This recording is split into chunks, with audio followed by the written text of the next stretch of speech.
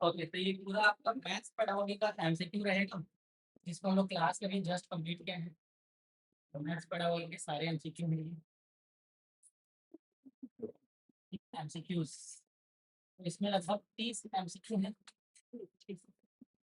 जैसे पहला है,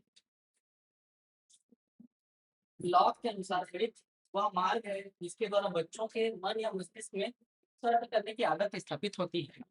कारण गैलीलियो ने कहा कि गणित वह भाषा है जिसमें ईश्वर ने संपूर्ण जगत एक ब्रह्मांड को लिख दिया है। तो क्या होगा? दूसरा सही और पहला गलत लग रहा है। देखिए, पहला और दूसरा दोनों सही है, लेकिन व्याख्या नहीं कर सकते। तो ये कथन को पूछना, लॉग के अनुसार गणित का मार्ग है जिसके द्वारा बच्चे के मन या मस्तिष्क में कथन के तर्क करने की आदत स्थापित होती है। ये ना फ्लिप भी कर सकता है ना, फ्लिप करके पूछ सकता है कैसे भी। तो क्वेश्चन का लेवल टफ करेगा तो ऐसे भी बना सकता है क्वेश्चन। गणित की विभिन्न शाखाओं की विशेषताओं के संबंध में निम्नलिखित तथ्यों पर विचार करें। तो क्या होगा? अंकगणित में केवल ज्ञात अंकों का प्रयोग कर व्यवहारिक गणनाएं की जाती हैं। फिर बीजगणित में अज्ञात राशि को अक्षर के रूप में मानकर संबंधों को सुलझाया जाता है। रेखा गणित में केवल रेखाओं का उपयोग होता है, अंकों का प्रयोग सर्वथा निषिद्ध है। तो क्या होगा दूसरे का?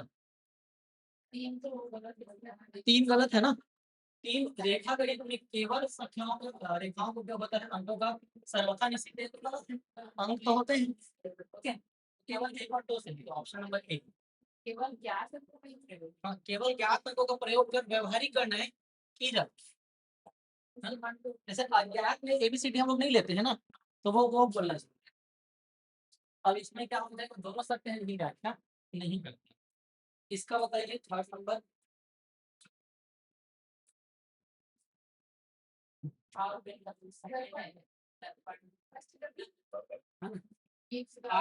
है? लेकिन हाथ में क्या कर रहे हैं? दर्पण से कर रहे हैं।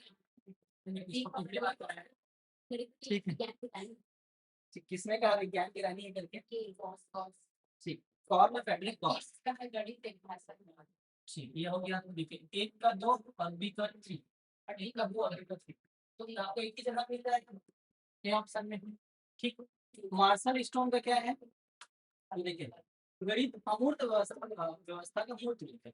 गिब्स के अनुसार क्या है? गणित एक भाषा है। ये हो जाएगा। इसको बताइए, गणितीय विचारों के क्रमिक मानसिक विकास विकास के लिए सीपीए दृष्टिकोण के निम्नलिखित चरणों का सही क्रम क्या होगा? तो इसमें तो लिख दिया है, हालांकि आपके एग्जाम में नहीं नहीं लिखेगा इसको, ऐसे करके छुपा दे। ठीक, तो नहीं लिखेगा। अभी लिख गया है, लेकिन एग्जाम में नहीं लिखेगा। चलिए बताइए क्या होगा इसमें।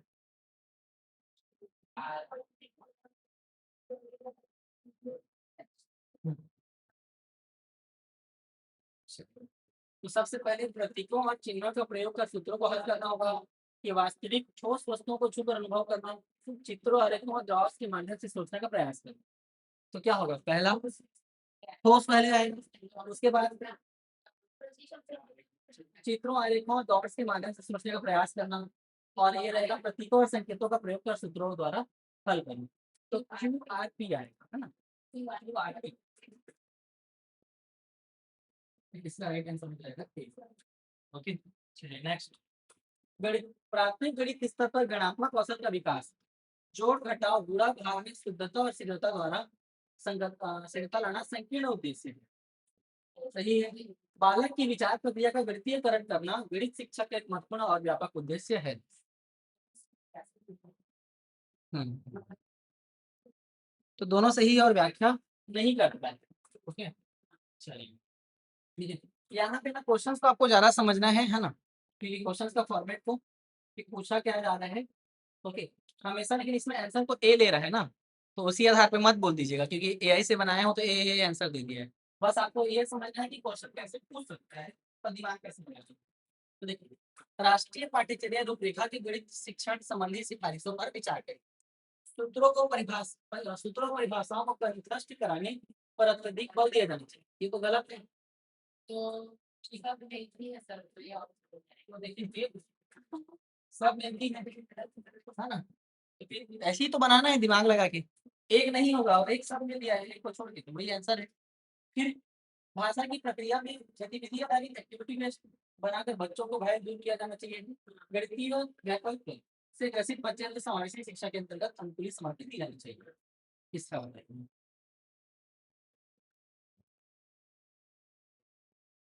ये क्या हो जाएगा आपके थर्ड,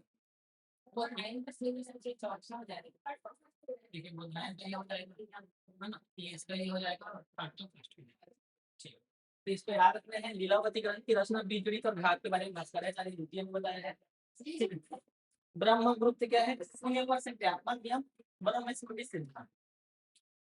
चलिए फिर इसका आंसर क्या आएगा, ए का 3, बी का 2, तो ये ए इसका राइट आंसर।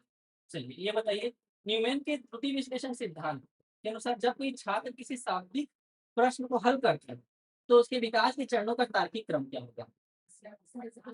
सबसे पहले समस्या को पढ़ना होगा, पहले 3 होगा, फिर समस्या को समझना होगा, फिर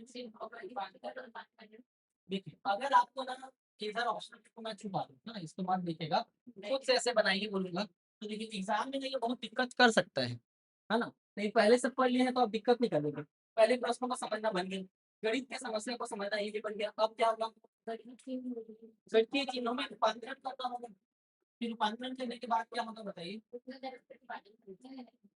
क्या होगा, प्रक्रियात्मक कार्यविधि का निष्पादन करना, ठीक है? और सबसे लास्ट में क्या होगा उत्तर का, 3 1 2 5 4, 3 1 2 5 4, ये ले लिया। चलिए, वैन हीले मॉडल के ज्यामितीय स्तर शारीरिक आयु पर आश्रित नहीं होते, ठीक है, और यह स्तर मुख्य रूप से बच्चों के ज्यामितीय अनुभव और शिक्षण एवं गतिविधियों की गुणवत्ता पर निर्भर। तो हम लोग जब वैन हीले पढ़े तो कहीं पे भी आयु संबंधी बात की ही नहीं है। सर नीचे क्या लिखे थे ना कि आयु से रिलेटेड, आयु से रिलेटेड नहीं है, बस वो पढ़ने और समझ से रिलेटेड। ओके, चलो हाँ, तो व्याख्या कर इसका करता है, देखिए ना, सही व्याख्या करता है, क्योंकि देखिए ज्यामितीय स्तर पर शारीरिक आयु आश्रित नहीं होते, बल्कि यह ज्यामितीय अनुभवों और शिक्षण गतिविधियों की गुणवत्ता पर निर्भर करता है, तो आयु कोई फैक्टर इसमें नहीं है। तो व्याख्या कर रहे हैं, अब उसके बाद इसको बताइए।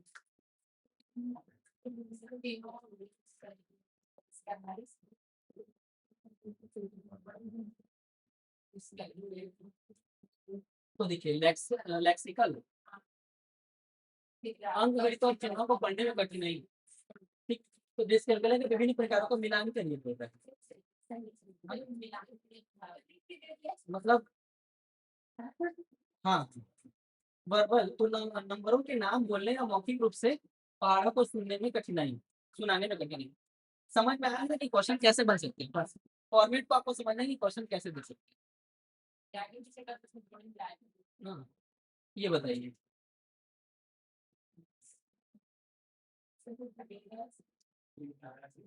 देखिए जियो बोर्ड में क्या होगा,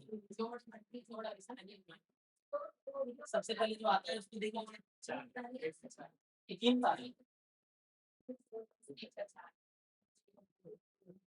अब देखिए जियो बोर्ड का नाम हमको बताइए, जियो बोर्ड का सबसे पहले तो फर्स्ट हो गया, तो बी का फर्स्ट, एक ही 2 में दे दिया है, और गिनतारा संख्या बहुत प्रारंभिक जोड़ व स्थानीय मान होगा ना, गिनतारा की। फिर 10 ग्राम क्या होता है, तो 10 ग्राम में स्थानिक समझ इकाई बताइए, आकृति की रचना, डायस ब्लॉक का क्या होगा बताइए, नहीं उल्टा लगा हैं हम लोग, सही है सही, लेकिन सी का हो जाएगा, और देखिए मैं जल्दी को देखिए, गिनतारा क्या है, संख्या को प्रारंभिक जोड़ व स्थानीय मान, ठीक है, गिनतारा में ऐसे ही होता है, ठीक, ऐसे कैसे रहता है। फिर है जियो, जियो में क्या ज्यामितीय आकृतियों और परिमाण और क्षेत्र, ओके, तो इसमें आएगा एक प्रकार से ना, यहाँ पे सिमुलेशन, यहाँ पे होता है सीटेक्स, सिमुलेशन काम करता है, कैसे बनाना है इसको पूरा बताएगा, ओके।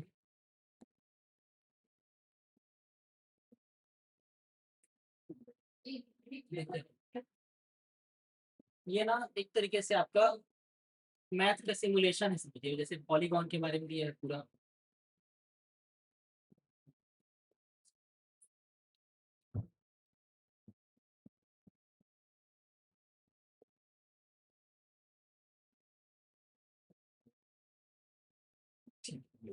इस प्रकार से बनते हैं ये, जैसे 3D कैलकुलेटर दे दिया है पूरा 3 डायमेंशनल में।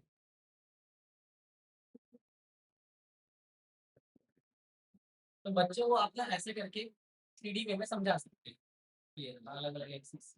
ठीक, आगे बढ़ते हैं। इसका क्या होगा?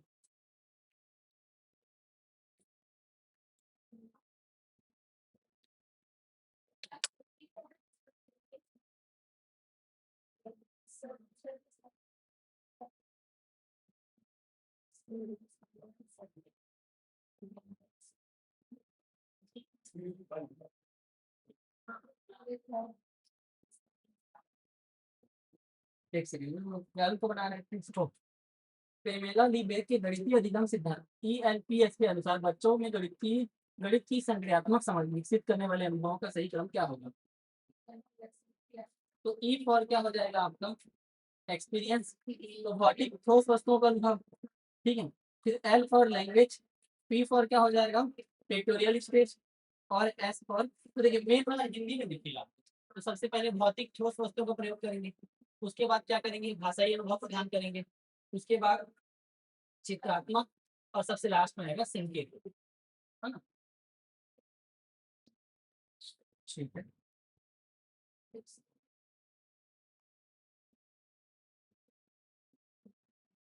ओके, इसको बताइए। कथन और कारण। पारंपरिक प्रचलित प्रथाएं मुख्यतः शिक्षक केंद्रित होती हैं और छात्र को एक निष्क्रिय प्राप्तकर्ता के रूप में मानती है। सही है ना? रचनावादी मॉडल बच्चे स्वयं अपने पूर्व ज्ञान व अनुभवों के आधार पर ज्ञान का सक्रिय सृजन करते हैं। दोनों सही है, लेकिन व्याख्या नहीं करता है। ठीक है, चलिए ये बताइए। जॉन्स जीन्स के गणितीय अधिगम सिद्धांतों के संदर्भ में निम्नलिखित तथ्यों पर विचार करते हैं।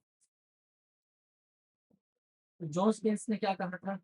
सबसे पहले गतिक होगा, फिर बोधात्मक, फिर प्रश्नात्मक। तो देखिए बच्चों की गतिशील व बदलती परिस्थितियों में खेलों और कहानियों द्वारा बार बार अभ्यास कराना, ये तो सही होगा। फिर एक बोधात्मक एक ही आकृति के विभिन्न रंगों और आकारों द्वारा दिखाना, और बच्चों को विश्लेषण करने से पहले स्वयं गेम पैटर्न, ये तो तीनों सही। चलिए बताइए। 15 का क्या होगा? ऑप्शंस तो मत देखिएगा, बस इधर ना।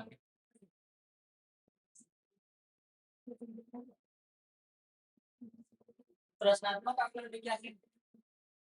देखिए सबसे पहले हम लोग सतत आकलन देखते हैं। सतत में बच्चों के संज्ञानात्मक और सहसंज्ञानात्मक दोनों पक्षों का आकलन होगा।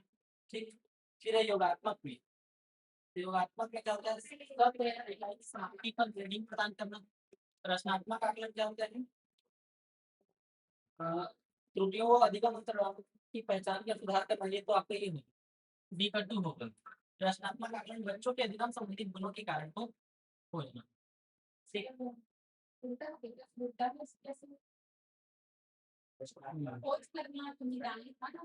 एक सेकंड, उल्टा हो गया। हाँ, देखिए निदानात्मक में बच्चों के अधिगम संबंधी गुणों के कारण की खोज करना, तो ये डायग्नोस्टिक्स में है, ये सही है। सीसी में ये भी हो जाएगा। बच्चों के संज्ञानात्मक व सहसंज्ञानात्मक दोनों पक्षों का मापन, सत्र या इकाई की समाप्ति पर जाकर होगा क्या? योगात्मक। और रचनात्मक में त्रुटियों व अधिगम अंतरालों की पहचान कर सुधार करना। ठीक, इसे बताइए। सबसे पहले क्या सिखाएंगे बच्चों को? संख्या के बारे में। सबसे पहले संख्या सिखाएंगे, संख्या के बाद क्या बताएंगे? लंबाई के बारे में, लंबाई के बाद वजन, सबसे लास्ट में ये आ सकता है एग्जाम में। अवधारणात्मक ज्ञान मुख्य रूप से क्यों और कब से संबंधित है, जो सिद्धांतों के मर्म को आत्मसात करते हैं। प्रक्रियात्मक ज्ञान केवल कैसे करने से संबंधित है, जो चरण दर चरण एल्गोरिदम के पालन पर बल देता है। तो क्या होगा 17 का? दोनों सही व्याख्या नहीं करते ना, दोनों एक दूसरे की सही व्याख्या नहीं करते ना, अलग अलग बातें करते हैं। चलिए नेक्स्ट, बच्चों में गणित के प्रति भय और दुश्चिंता पैदा करने वाले प्रमुख कारणों पर विचार कीजिए। परीक्षाओं, आकलनों के और निश्चित अच्छे अंकों का अधिक दबाव ये तो है। फर्स्ट, परीक्षा में शिक्षा का नकारात्मक, मतलब परीक्षा में शिक्षा का नकारात्मक या अपेक्षापूर्ण रवैया। ठीक, ये क्या आ जाएगा, गतिविधि आधारित शिक्षा, और तो क्या होगा, केवल एक और दो होगा, तीन तो आपका सही आ रहा है, पॉजिटिव टैग वर्ड है। चलिए नेक्स्ट,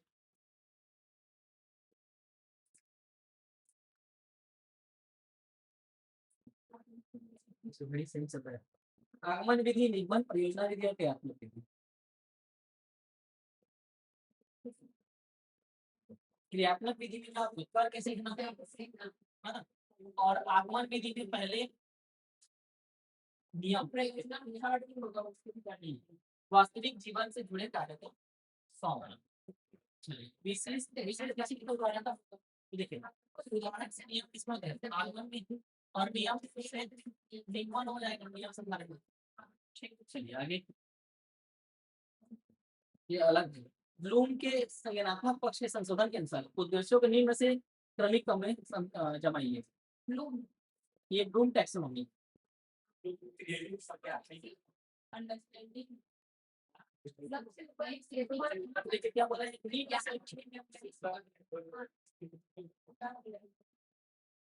उद्देश्यों को निम्न से उच्च, तो उच्च में सबसे पहले क्या होता है, तो सबसे पहले में क्रिएटिव हो जाएगा, सबसे लास्ट में, है ना, सबसे लास्ट में उच्च,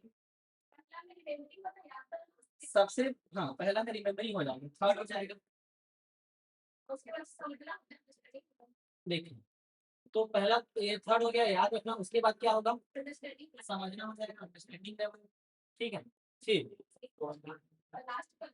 देखिए तो हम लोग लिखते जाते हैं ना, याद रखना पहला हो गया, ठीक, समझना दूसरा हो गया, है ना, उसके बाद देखिए तीसरा हम लोग को याद रखना है, सबसे लास्ट में टोटल 6 है, ये छठवां ये होगा। उसके बाद मूल्यांकन होगी, विश्लेषण होगा, तो ये होता है पांचवा नंबर, विश्लेषण। ठीक, चौथा नंबर क्या होगा आपका, यही होगा। ठीक है, और तीसरा क्या हो जाएगा, लागू। आई थिंक ऐसे होना चाहिए, है ना, विश्लेषण होगा, मूल्यांकन होगा। चलिए उत्तर को देखिएगा, पहला है तो याद करना, दूसरा है समझना, ठीक है, ये लागू करना आपका तीसरा हो गया, है ना, उसके बाद छठवां नंबर ये चौथा होगा, हाँ विश्लेषण चौथा होगा है। ठीक है, विश्लेषण का चौथा होगा। ठीक है, तो देखिए ये क्रम को आप लोग याद रखें, विश्लेषण होगा, फिर लास्ट में मूल्यांकन, और सबसे लास्ट में सृजन होगा। ओके, चलिए तो इसको मैं एक बार लिखा देता हूँ सबसे, ब्लूम टैक्सोनॉमी नहीं पढ़ेंगे, सबसे शुरू पढ़ेंगे, सबसे पहले क्या होगा, ओके चलिए, तो सबसे पहले आपको याद करना होगा, दूसरा क्या होगा, अंडरस्टैंडिंग, दूसरा लेवल है, तो ये ना आप लोग इस पॉकेट में पढ़ते हैं, ऐसे करके सबसे ऊपर में आपका रहता है क्या, सृजन। चलिए लागू करने के बाद, इसके बाद तीसरा नंबर है लागू करना, चौथा क्या होगा, विश्लेषण करना होगा, पांचवा मूल्यांकन करना, और छठवा है सृजन। ठीक है, तो इसमें एक बार संशोधन किया गया था, फिर लास्ट में सबसे में सृजन करना को जोड़े थे, तो इसको आपको क्रम में याद रखना, बल्कि नोट कर लीजिए, क्योंकि ब्लूम टेस्ट में भी पूछ ही सकता है। ठीक है? इसमें कंफ्यूजन होता है, पहले मूल्यांकन होगा कि विश्लेषण होगा।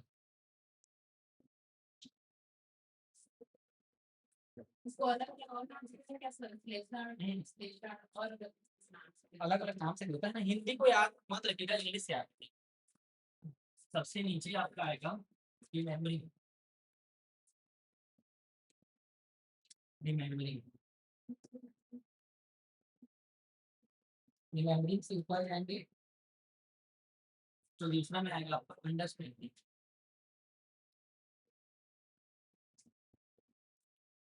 अंडरस्टैंडिंग से ऊपर जाएंगे तो अप्लाइंग, अप्लाइंग, फिर अप्लाइंग से ऊपर जाएंगे तो आपका हो जाएगा फिर एनालाइजिंग,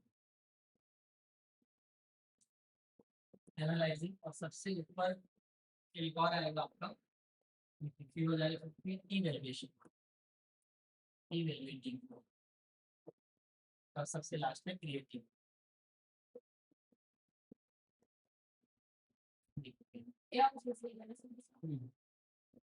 ये 20 का संशोधित क्रम है ना ये।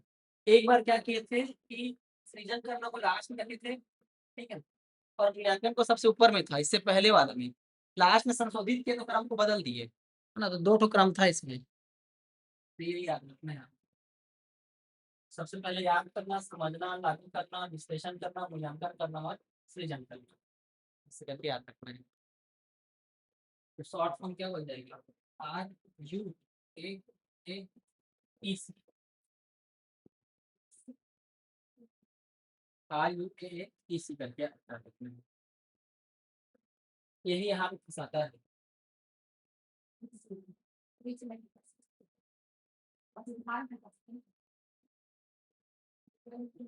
इवैल्यूएशन होगा फिर लास्ट में होगा क्रिएटिंग। ठीक, चलिए आगे बढ़िए, है ना, लिख लीजिए इसको।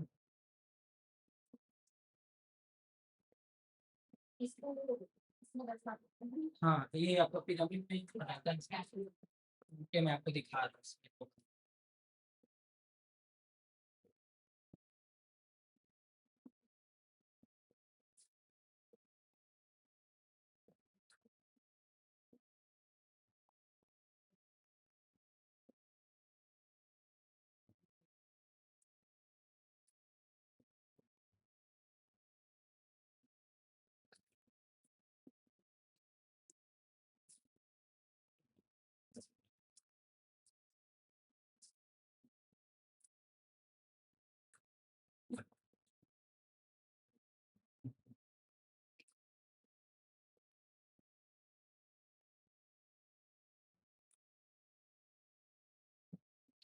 ये है ब्लूम्स टैक्सोनॉमी।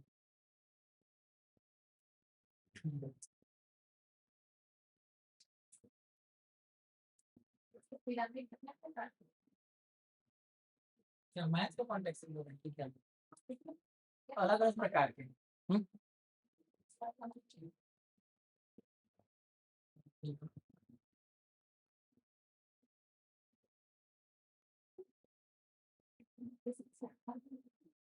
ये रहा। सबसे पहले रिमेम्बरिंग है, फिर अंडरस्टैंडिंग है, अप्लाइंग है, एनालिसिस है, इवैल्यूएटिंग है और क्रिएटिंग है, ब्लूम टैक्सोनॉमी में। ओके,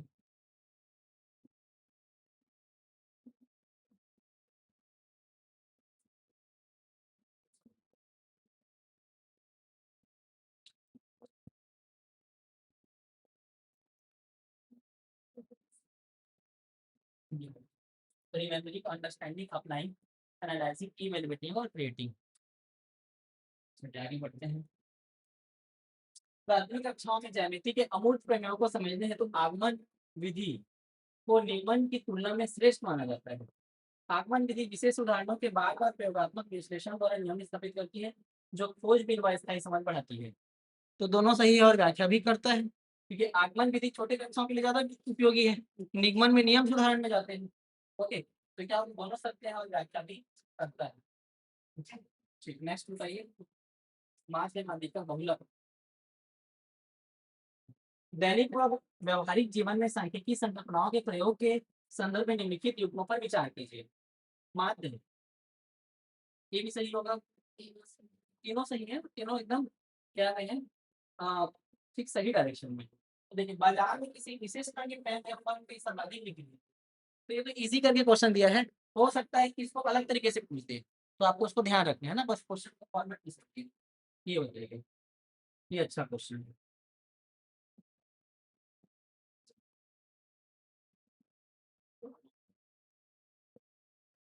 कॉन्सेप्चुअल अवधारणात्मक त्रुटि, एप्लीकेशन त्रुटि, प्रक्रियात्मक त्रुटि और हैबिचुअल त्रुटि। ये तो एकदम क्रम से है कि नहीं है, क्रम से क्या है।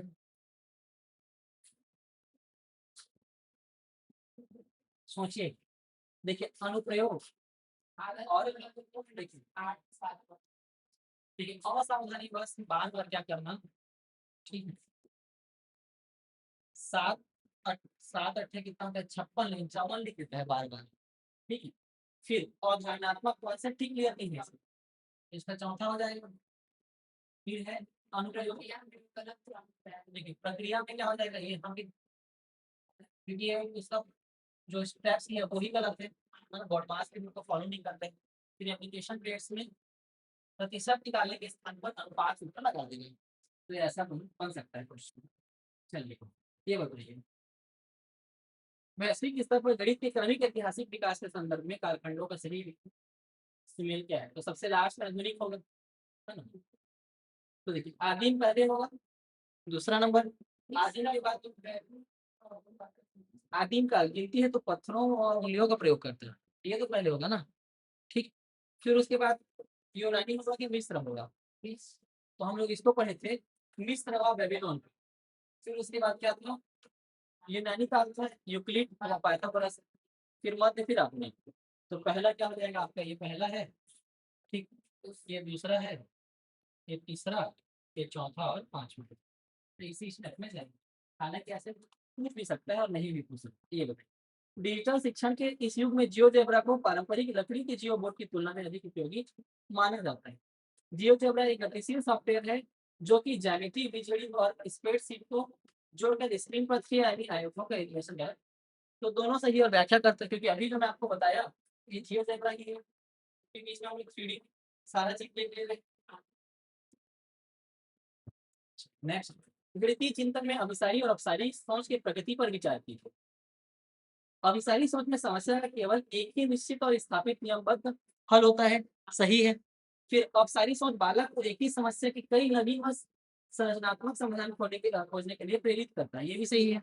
फिर प्रश्न, तो ये अपसारी सोच का उदाहरण है क्या, नहीं, तो इसके तो कई सारे उत्तर हो सकते हैं, तो ये तीसरा क्या हो जाएगा, गलत हो जाएगा। ये क्या है, अभिसारी सोच का उदाहरण है। समझ में आ गया, ठीक, इसको बताइए, ज्ञान क्या है, बोध क्या है, अनुप्रयोग क्या है और मूल्यांकन क्या है। सर किसी का बोध है क्या,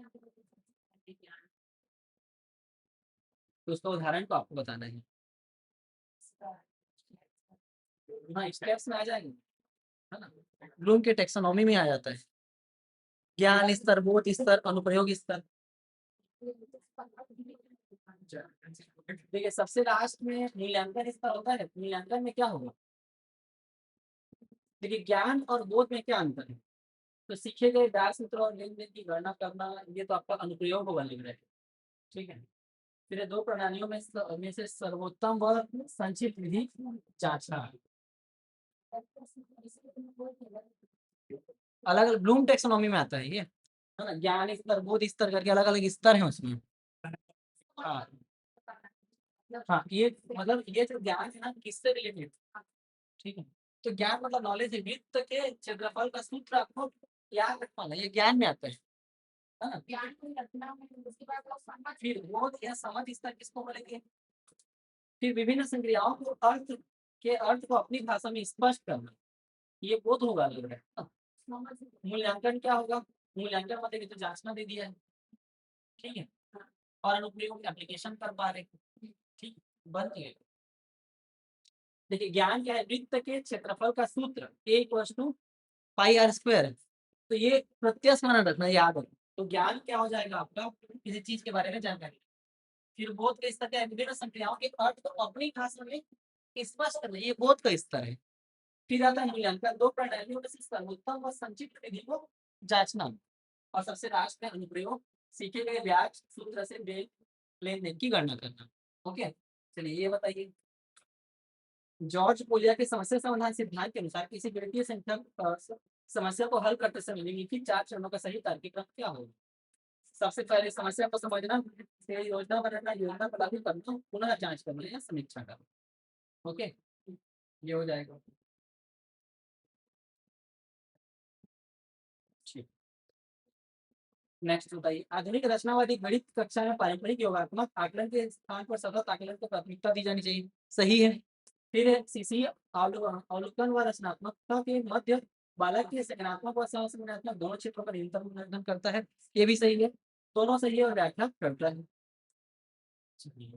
प्राथमिक गणित पाठ्यचर्या में समरूपता और टैलिंग के महत्व के संदर्भ में निम्नलिखित तत्वों पर विचार करें।